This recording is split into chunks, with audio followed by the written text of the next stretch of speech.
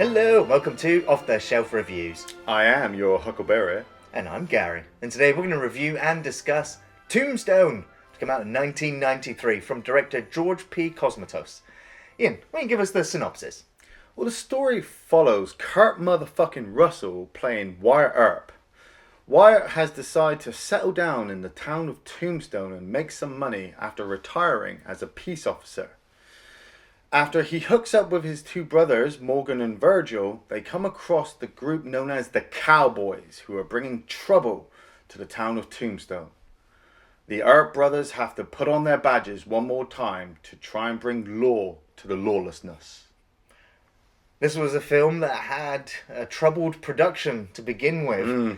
The script was written by Kevin Jarre, who was also going to be directing the film. Okay. But for some reason, he was fired.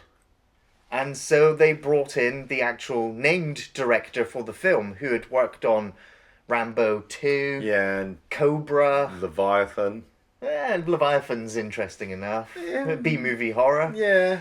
But it would appear that actually Kurt motherfucking Russell was pretty much the director for this film. Yeah. As kind of was always there on set, even during scenes that he wasn't, and always helping to shape the film. Yeah. It's also interesting to note that John Carpenter was almost attached to direct the film with Kurt Russell's involvement with the project. That would have been cool. That would have been badass. Yeah. I believe as well, Michael Biehn was friends with Kevin Jarre. Yeah. And were talking a lot about the ideas that they wanted to. And so then when Kevin Jarre was removed, they thought it was going to be a bit uncomfortable between Michael Biehn and some of the other actors. Well, yeah, I mean, the script was a lot more epic than what is actually in the film. The original intention was that this would be a 3-hour plus Western movie that really got into all of the characters. And it would seem from rewatching the film now that what the original script wanted to do was show both camps and show how both of them are breaking the law, how both of them are morally corrupt, or how both of them are dealing with the new frontier of the Wild West. Yeah. And so what seems to be cut is all the material that showed the Cowboys and Johnny Ringo's characters outside of them just being villains for the film. All of that stuff was cut, and it looks like as a studio they just wanted to go heroes and villains, and so all of that material was cut from the script when they got rid of the writer-director. It does come across like that. I remember Tombstone coming out. I didn't see it until many, many years later, and everyone was raging about it, about how good it was. And then I finally watched it, and I remembered it wasn't as memorable as I believe, for me, as Unforgiven, with Clint Eastwood, or some of the older westerns. There was something missing in it, and so I'd never returned to it. And then when we said we were going to watch it for the review, I was just like, okay, cool. It's Kurt motherfucking Russell. It's a bit of Val Kilmer in there. There's a great star lineup. But Ian, why don't you like this film? What is it? And I think it's exactly what you just said. I think there are certain sections missing from the story that confuses the narrative for me, that I need mainly the really, really good acting from everybody else just to keep me going to get to the end of the film. We have the opening sequence where the Cowboys are riding up to this Mexican church. A bunch of federales have just got married, or one guy's just been married, but all of his buddies are there. And you've got the fucking awesome Powers Booth playing Curly Bill. I do like a bit of Powers Booth. Yeah, he's always a great villain, and he's full of charisma in this role as well. And he's not, he is a little bit psychotic. Yeah, he's a prisoner who's been let go. Yeah. So he served his time through the Civil War and done all these horrible things or whatnot. And now he's, they're just like, you're a villain. Get out there. Right, I'm going to form my own posse. I'm going to make my own crew. And you want that in the story to kind of flesh out. But you don't get that. It's also like the whole thing with the Johnny Ringo character. Michael Biehn just imposes this character of Johnny Ringo on screen all the time. Especially right at the start where they interrupt a wedding. Yeah. And kill the groom, then kill the bride. Yeah. And then Johnny Ringo shoots and kills the priest. You're just so villains. Yeah, these are the bad guys. Anybody wearing a red sash is a bad guy. We then cut to Kurt Russell getting off the train. He is sporting that mustache. Well, everybody's sporting a good mustache in this film, I think. And according to the director, every single mustache in the film is 100% genuine. That's right. And he's retired as the police officer, and now he's wanting to settle down in the town of Tombstone, make some money. You know, everybody's already on his back. As soon as he gets in there, he's a bit of a celebrity. Oh, well, can we get you to do something? And he's like, nope, I'm retired.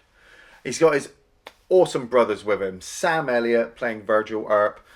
Does Sam Elliott ever not look like a cowboy? No, he is a cowboy. He is the cowboy. And the legendary Bill Paxton playing Morgan.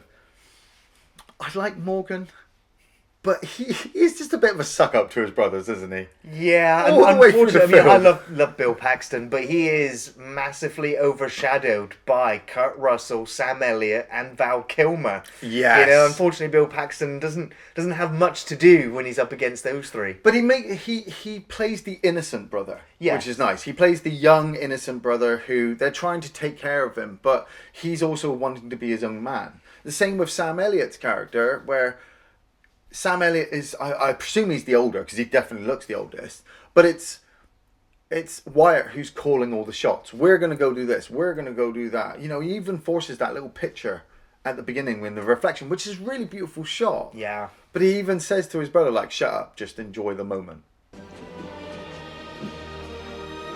Don't talk, just... Yeah. Val Kilmer, though. Val Kilmer steals this film. I was umming and ahhing before I sat down who I was going to follow. Was it going to be Kurt Russell or was it going to be Val Kilmer? Val Kilmer, all the way.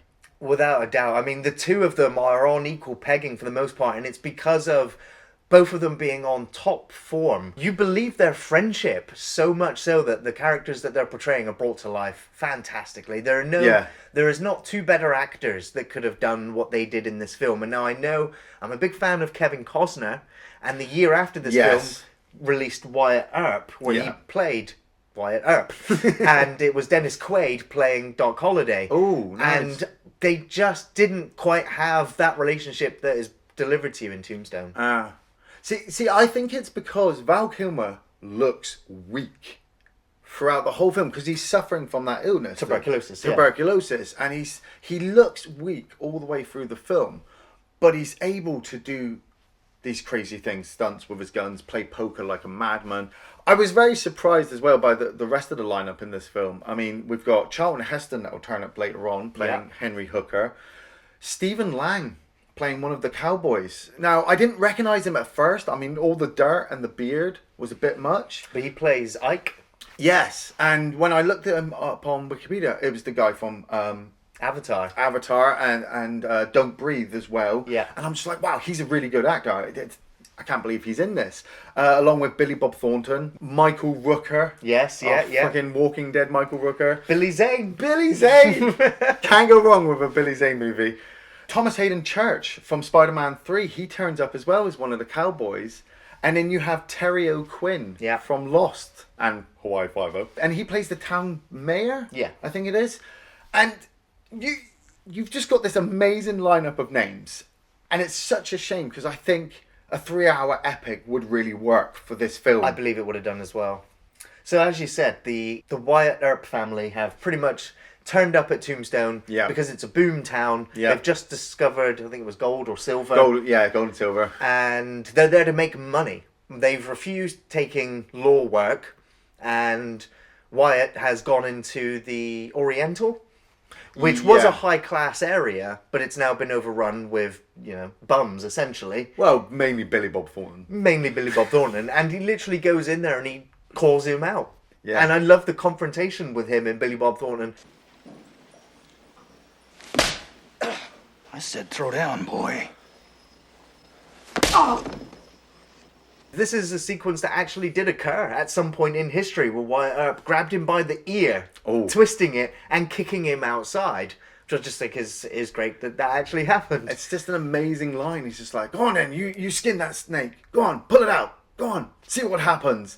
And you can just see it in Billy Bob Thornton's eyes. Like, he wants to. He this guy's dishonoured him. He's going to have to shoot him, but he'll die next. Yeah.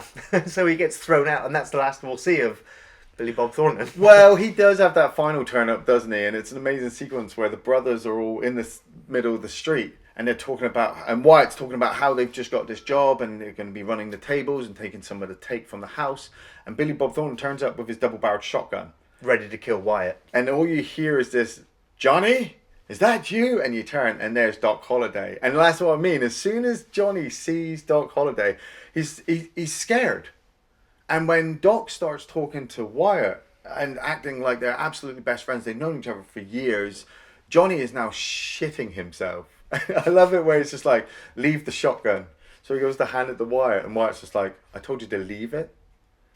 It's like, wow. Yeah.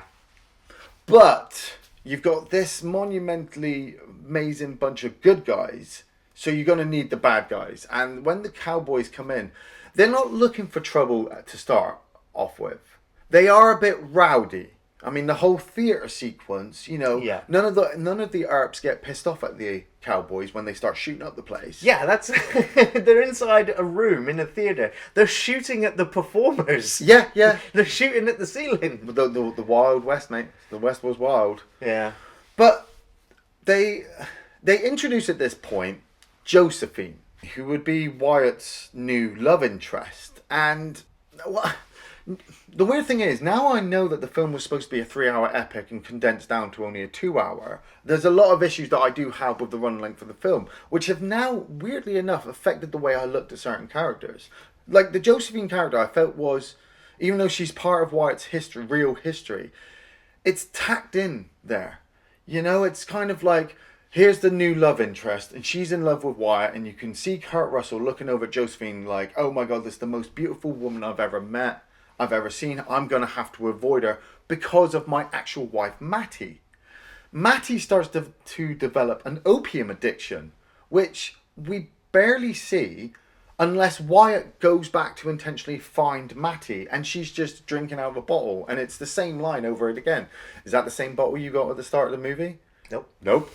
It's a new one." "Well, you're going to have to watch yourself with that." And I'm like, she is lying in bed in the middle of the day. She might as well be in that Asian opium hut down the road. She might as well hook up with Curly Bill.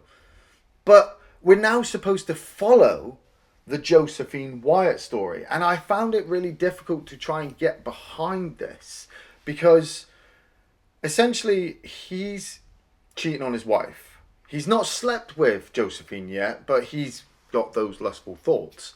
Josephine doesn't care about her current boyfriend. She kind of reminded me of the Helena character from Boxing Helena. She's just got this guy who she can go to because he's handsome and has money.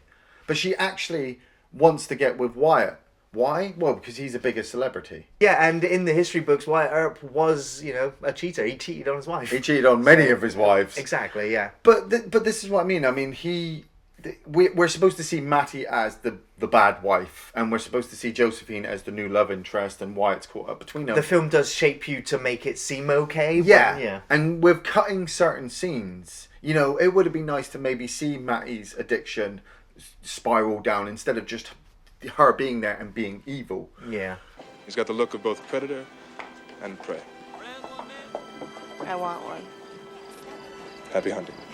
The cowboys are obviously running the town, basically. Nobody will do anything unless they say so, because they'll fucking kill them. And Curly Bill ends up getting really, really high in an opium den and is just walking in the middle of the street, just shooting away. Bang, bang, bang, bang, bang.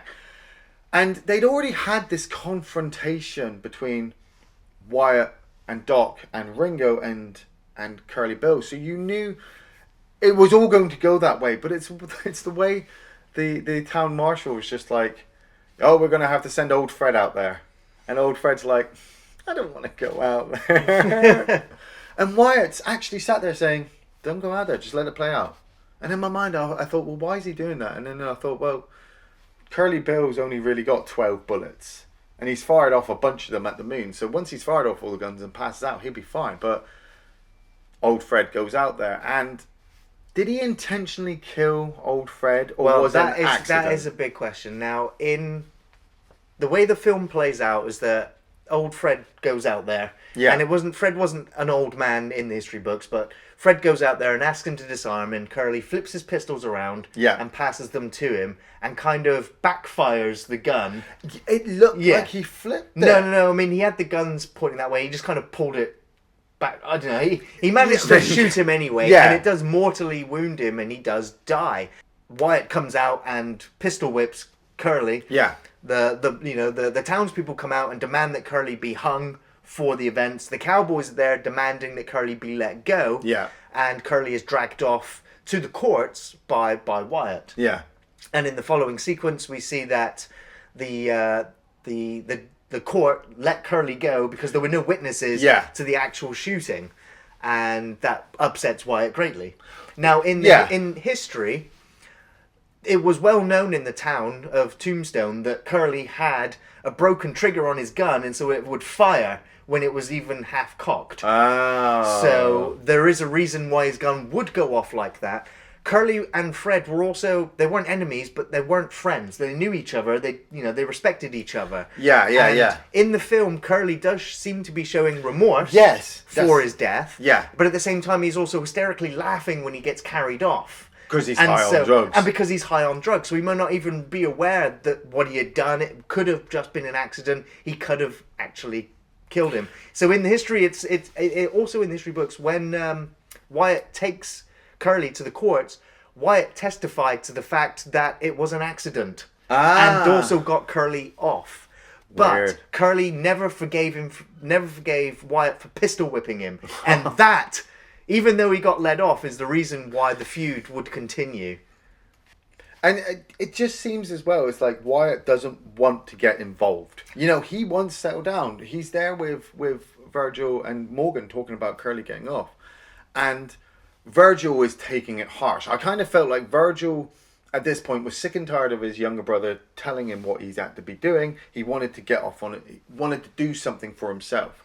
And at this point, you know, Virgil would only ever know law keeping. You know, he's been a police officer for so long. How's he going to be anything else? And people were starting to, the townspeople were actually, in a weird way, starting to look at them differently.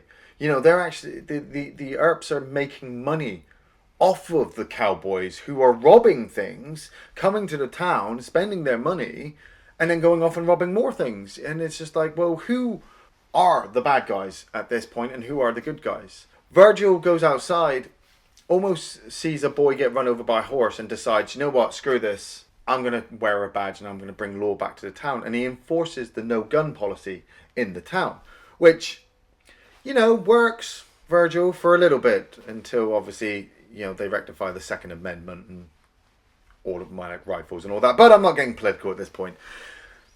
It plays, in fact, as well that Bill Paxton, like I said, was the weaker brother. He immediately puts a badge on and says to the guys, like, yeah, I'll be a lawmaker. I'll be a peacekeeper too. And Wyatt is unhappy about this.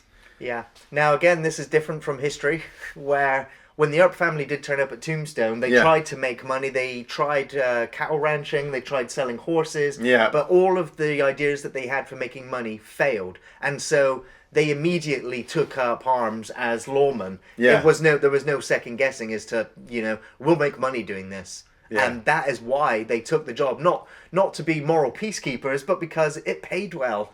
Well, I mean, they had to change the story for the film because you're following Doc as well, whose gambling habit is... I want to say it's getting worse, but he's really good at what he does. He is also, you know, he does also like to rob places. Yeah, he's robbing places as well, but he won't rob Wyatt's place. He's there just to make money. But they are constantly conflicting with the cowboys. It comes as a throwdown between Ike's character and Doc over a game of poker, but because the cowboys have no guns, all they can do is use harsh language and fisticuffs. But Virgil empowers the law onto them, and Ike confronts Virgil and says, oh, you know, I'll have my way with you, don't worry. And as he gets his gun back, Ike is threatening all of the Earps, telling him he's going to shoot them in the street. So Virgil knocks him out and drags him to jail. Ike now is so pissed off because he's been dishonoured in front of all of his friends. He vows that they're all going to die by midday, which would lead, after the first hour of this film, to the gunfight at the OK Corral, which, you know, history would make out to be a lot bigger than what It this is- film makes it. It is out one to of the be. most famous shootouts in American history. But lasts about 5 seconds. Well, you I think the reality of it was that it was over within a minute. Yeah. The shootout, the Yeah. entire shootout, yeah. But the whole build up to it, the cowboys come riding into town. And there's the random burning building in the background. Yeah, what was- Now, I looked into it, and it was a case of the fact that there were wildfires, and because of the temperatures and the buildings, that sometimes buildings would just erupt in flames. It also just made it look like the four horsemen Horsemen of of the Apocalypse, which Yeah. the film had already hinted towards right at the beginning. Yeah. That this man from hell would come for Curly Bill. The man who sat on him was death. And hell followed with him. But you've got your 4 mains walking down the street. Now, like I said, the film has gone, these are your heroes. Yeah. And these are your bad guys. And I'm like, oh, it's going down now. Oh, not what I want.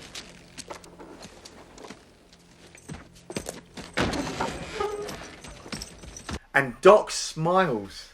Oh, he winks. Oh, yeah, he winks at one of the cowboys. And the cowboy makes this face. And it's Kurt Russell who goes, oh, shit. And the Earps all just pull their guns before the cowboys can pull theirs. Yeah, and Virgil screams no. This is not what he wants. Yeah, because he only wanted to disarm them. Yes. Now, there's a pivotal moment just before the shootout where it's not the mayor, it's the Sheriff Bowden? Sheriff Bein. I think he's the state sheriff. Yeah. So yeah, the state sheriff Bein, I think, is Yeah. there, and now there is some confusion as to what he actually said to the Wyatts as they were going around the corner.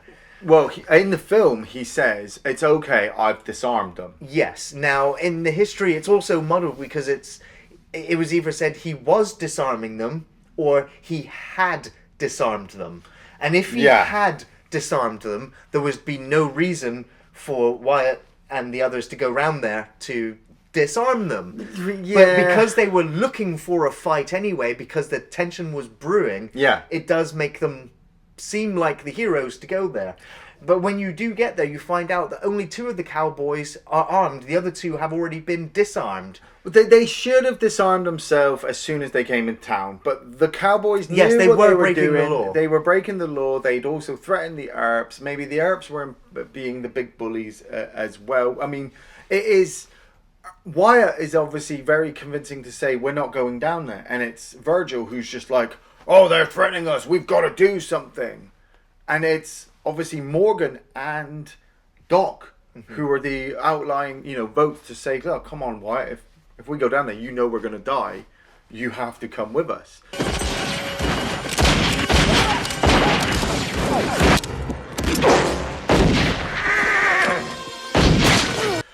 And yeah, it also gets to the point where, I mean, there's that one guy left. And they fill him with like 6 or 7 shots. There's Ike who's jumped inside one of the buildings and he's firing out, and the Earps are not even caring if they're shooting into any buildings. Josephine's already inside. And I sat there and I'm just like, that was a really, really good build-up. That was a really, really good shootout. But I'm having trouble trying to figure out which one of these were the good guys.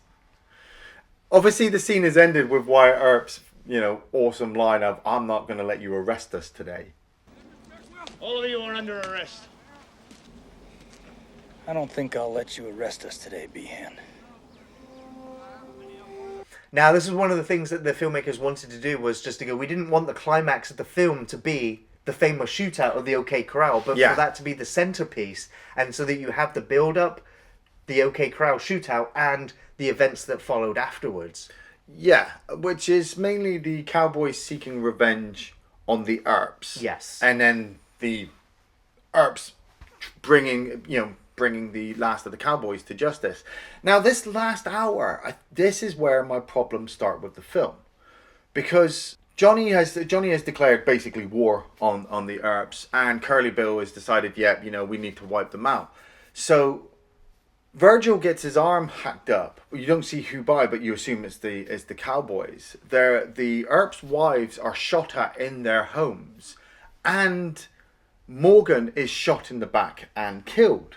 Now we know it's all the cowboys' fault because Sheriff Bowden has gone to Josephine because he's still sleeping with her and says to her, yeah, this is what's basically going on, so you might as well stick with me because Wyatt's going to be dead by the end of the night. And she goes off and warns them. And I'm just like, okay, so we're definitely penciling the cowboys as the bad guys. But why is Sheriff Bowden working with them? And why do they inevitably end up putting badges on the cowboys to bring the Earps to justice for murder? He put the badges on the cowboys so that they wouldn't be breaking the law when they killed Wyatt and the other Earps, who he doesn't like anymore because they're bad for his business. Right, but the film doesn't give us that. The film doesn't. mainly gives us the Earps are the good guys and the cowboys are the bad guys. Because like I said, we have the brothers killed. Yeah, and also that same night they turned up and shot up the Earps' wives. Yeah. Which did not happen in history, but the attack on Virgil and the other brother did. Yeah. I mean, it's that attack on the wives where Michael Rooker and two other cowboys are just like, no, we're throwing our sashes down. We're with you, Wyatt. And you're like, awesome, because he's about to lose two of his posse. So he's going to need some replacements. But once the brothers have been dealt with, you have Kurt Russell, giving that almighty speech about how he's coming and any person wearing a red sash, he's going to kill. Hell is come with me. But then it's just a montage.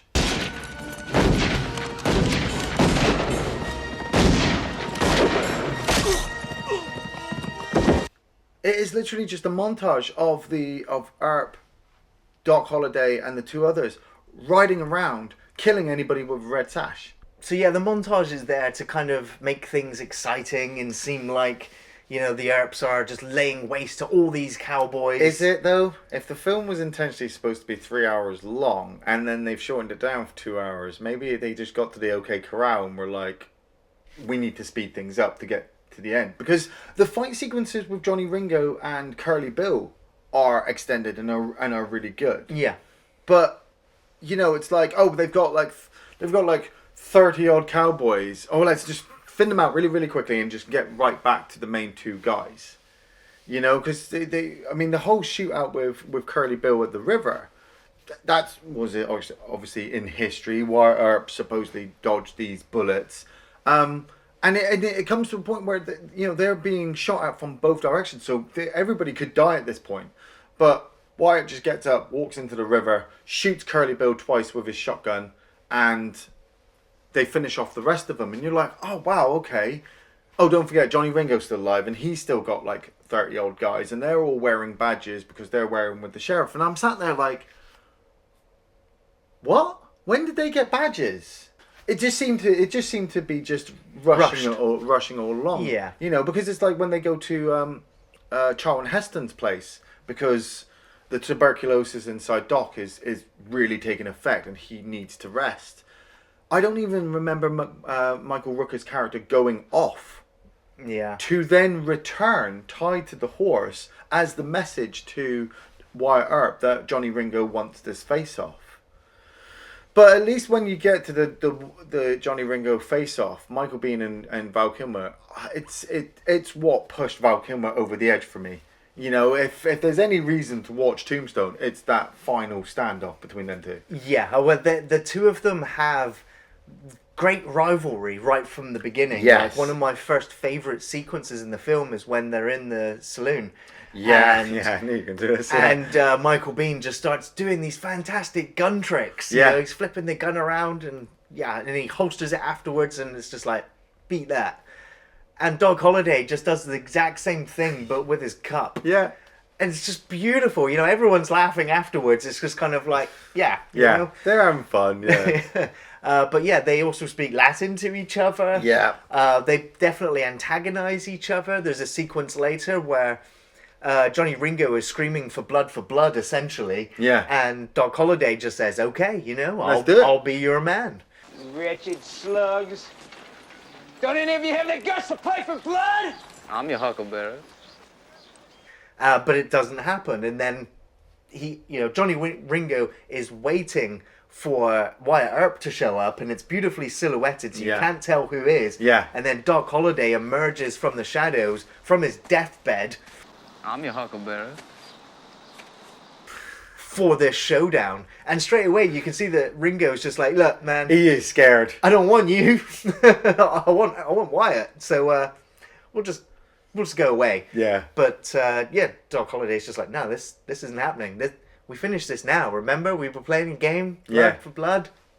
And it's that quick shot. I mean, I read on the notes that Val Kilmer spent at least a month, I think it may be longer, just becoming faster with his gun. Yeah. You know, just so that when he did it on camera, it looked so fluid. And it does. I mean, that shot against Michael Biehn, and he just whips the gun out, shoots him in the head. At first it looks like it grazes him.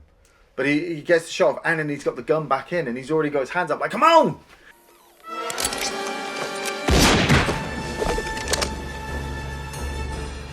Come on. Come on. Come on! Well, it's like Ringo isn't dead yet. He's got a bullet wound to the head, and he's still flailing around still for a little flailing while. around. Now, in the history books, they did find Johnny Ringo's corpse with a bullet wound on his left temple, slumped up against a tree. But there was no known killer. Nobody knows who killed him. Some people are led to believe that he committed suicide, which, from the portrayal of the character, is questionable. Well, yeah. I mean, the character in the film he was another one seeking excitement. You know, he was always living life on the edge. But in real life, if after all your friends are dead and, you know, all you've done But he already claimed, really, to have sold his soul to the devil, you know? It's like, he was a character that just hates for hate's sake, and there's nothing left. Yeah. It's like what I said. I mean, there just seemed a lot of rushing towards the end of the film. Those pinnacle moments with Curly Bill and Johnny Ringo are amazing, and it's a shame that they didn't extend the other battle sequences with some of the other cowboys to kind of build up these final confrontations with these two main leads. Because Robert Mitchum does the narration at the beginning of this film, and he also comes up towards the end, and he talks over this final snowy moment between Josephine and Wyatt. Now, Wyatt has gone to a local sanatorium and seen Doc, who is dying, and Doc has basically convinced him to go and find that lady. You know, you were madly in love with her, you should be happy, and basically, you know, the positive ending. You're the hero, and so you need a happy ending. And I'm sat there and I'm like, I need to check the notes on this. And they didn't. They argued. They fell out with each other and only met later on in the hotel lobby. So I'm like, that kind of ruins this ending. It does, yeah. And then you have Josephine and Wyatt out in the snow, and they're smiling and they're dancing. They're oh so happy. And Robert Mitchum turns up with his end narration and talks about how Mattie, Wyatt Earp's first wife, became an opium addict and died in the streets. Ike, the cowboy who they'd let go like 3 fucking times in the movie, ended up dying in some other bank robbery. And I'm like, Jesus Christ, this is dark. And all I can see is Kurt Russell like, ah! So then I looked up the history of what happened to Wyatt Earp after this. And yeah, that's no better. It actually gets a hell of a lot worse. And all I can see is Kurt Russell like, ah! Among the pallbearers at his funeral were early Western movie stars William S. Hart and Tom Mix. Tom Mix wept. My first favourite sequence in the film, you mentioned it earlier, it's when they all arrive off the train. Yeah. Now, I think in the train's number is 5150. Okay. Which I think is an American police frequency for crazy or insane. Right. And so it just made me think that it was the crazy train. Crazy train, yeah. Yeah. Okay. So, anyway. But yeah, it's the sequence when they all turn up and they all look at the reflection in the mirror. And I was like, wow, it's a beautiful shot. the early days of photography, you know, they just have that picture moment. Yes. Just looking in the reflection, and it's how perfect everything is now before they go off into the film. Into Tombstone, yeah. Yeah, it was just a great moment. It's just also how happy they all are, you know, being reunited with each other, and the actors being happy just makes you feel connected with this group. Yes. My second favorite scene is Johnny versus Doc with the gun and then with the cup. Yeah. Just so fantastic. The sequence is edited to perfection. I also love the OK Corral Shootout. It's fantastically edited. It's so well put together. It makes the Wyatt Earp film just seem tame Yeah. in comparison I to haven't Tombstone. seen the Kevin Costner one, but I never kind of wanted to after how I felt with Tombstone. Yeah, but I love the line towards the end of the shootout where he says, "I got you now, you son of a bitch." And Doc Holliday just turns to him and says, "You'll be a daisy if you do." I got you now, you son of a bitch. You're a daisy if you do. Yeah. And of course, he's immediately shot down and buried. Yeah. I also loved the final sequence between Val Kilmer and Kurt Russell, where Doc Holliday's on his deathbed. Yeah. I love Wyatt Earp just turning to him and just saying, you know, "You were always there for me, Doc," as he walks off. Yeah. And it's just like, you know, they're not going to break down and cry and... Brothers from another mother. Yes, That's how that yeah. works out, yeah. But I love the shot where Doc Holliday's laying there in his deathbed and he just says, "Well, I'll be damned," before he dies. And, you know, it's... I think it was in the history, Doc Holliday always said he wanted to die with his boots on. And, you know, he knew he was dying from this illness the whole time, which is why he was drinking and gambling and taking drugs and getting involved in shootouts, because he thought he was dead already. He thought he was dead. And it was actually the illness that got him in the end, and he didn't have his boots on, and it's just like...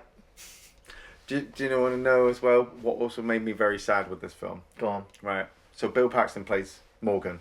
And there's a sequence where Morgan is talking to them about what happens to them after they die. Yes. He's talking to Virgil and Kurt Russell. And obviously in real life, Sam Elliott and Kurt Russell are still with us and Bill Paxton isn't. And I was just sat there and I was just like, there's this great actor, you know, in this film talking about what happens after he dies. And it's like when he dies on the table and he just looks at Kurt Russell and he's just like, yeah, there is no light. I can't see a damn thing.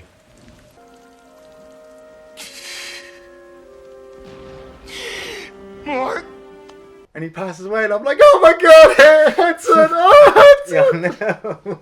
I teared up. I teared up. Because Kurt Russell sells his reaction to it happening so well as well. Yeah, and you get caught in the moment. My personal feelings towards both actors, you know, I probably wouldn't feel the same if it was different, but, you know, the way the life is. And well. My favourite scenes, I've got quite a few. I love the sequence where Kurt Russell gets off the train at the beginning and two guys are trying to convince him for a job. And they say, you know, they mention to him about guilt, about having a guilty conscience. And he says, well, I've already got a guilty conscience. Might as well have the money too. Ever saw a rich man that didn't wind up with a guilty conscience? I already got a guilty conscience. Might as well have the money too.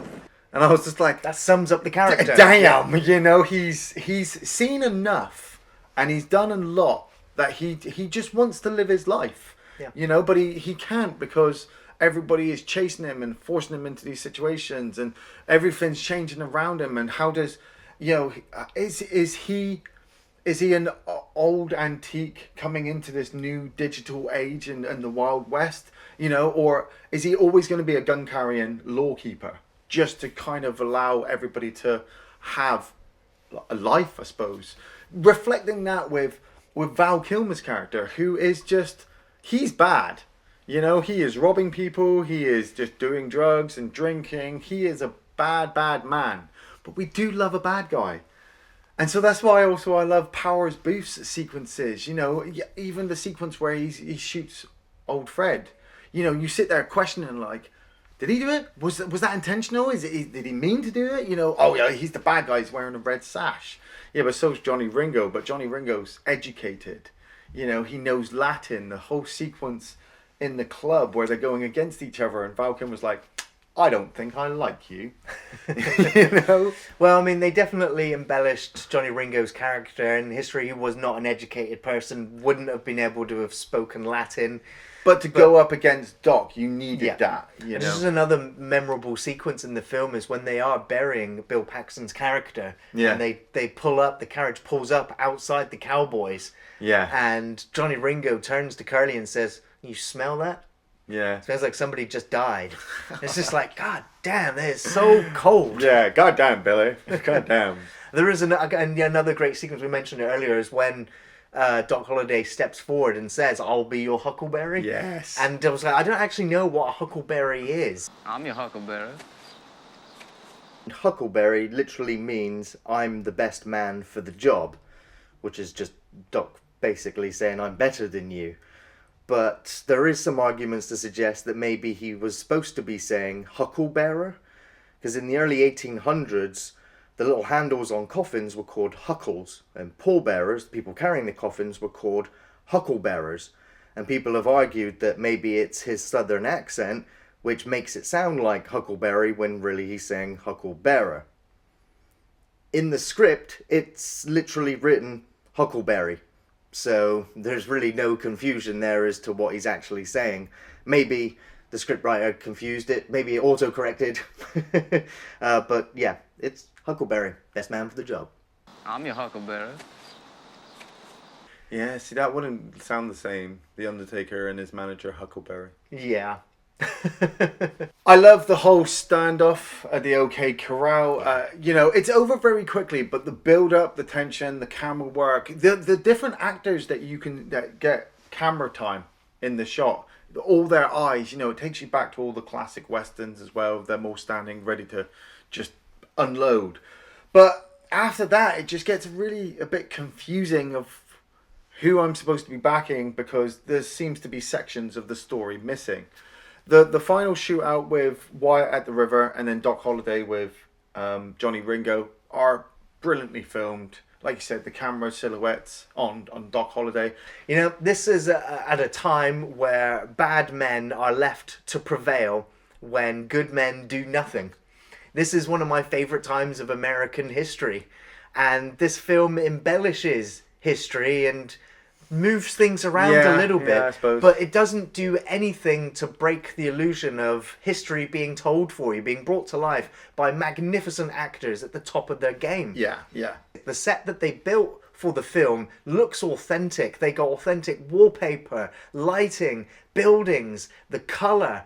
The actors and the extras that they brought in were period piece extras. They liked to do it in their spare time. They brought their own horses and timepiece saddles and weaponry, holsters. Everything was done to detail. They've captured moments in history which you, watching the film, you wouldn't think actually happened. But then when you look into the history of what happened around the OK Corral, all these things happened. And it's like, this film captures it all. And very, very well. And yes, it does simplify things and go, yeah, heroes and villains. But for purposes of telling a cohesive narrative, it works. Yeah. And it romanticizes the Wild West. The acting is top level.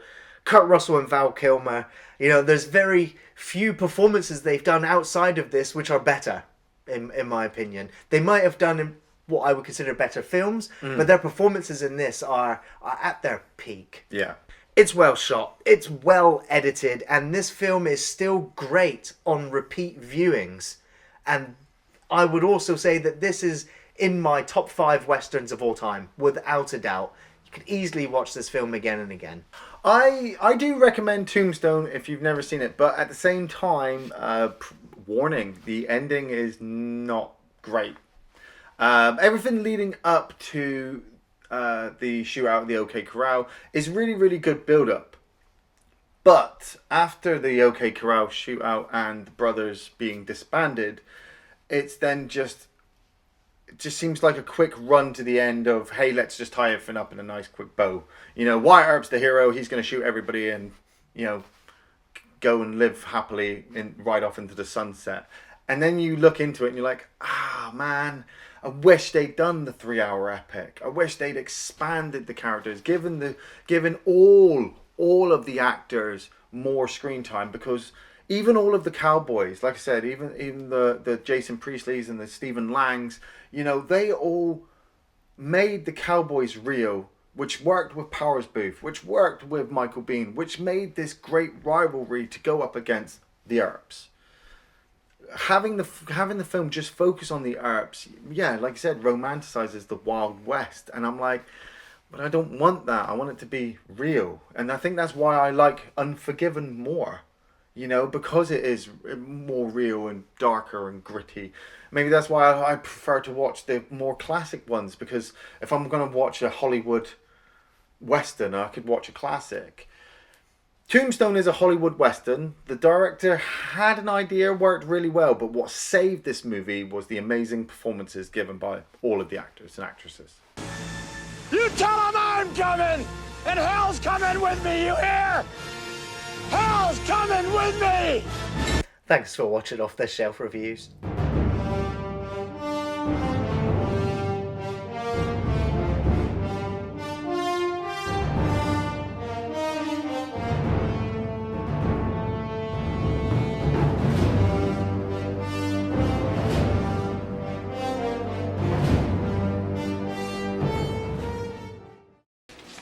Doc, been hitting awful hard, haven't you? Nonsense. I've not yet begun to defile myself.